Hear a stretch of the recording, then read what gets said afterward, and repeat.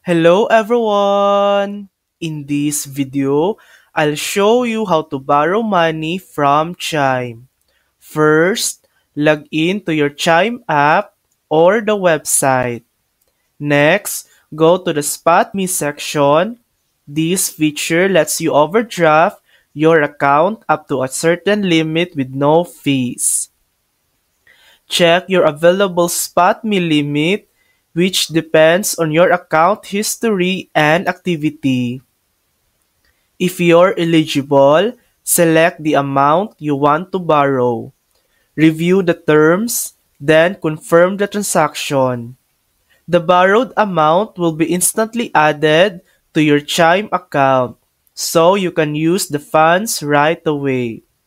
And that's it. That's how you borrow money from Chime using SpotMe. Thanks for watching!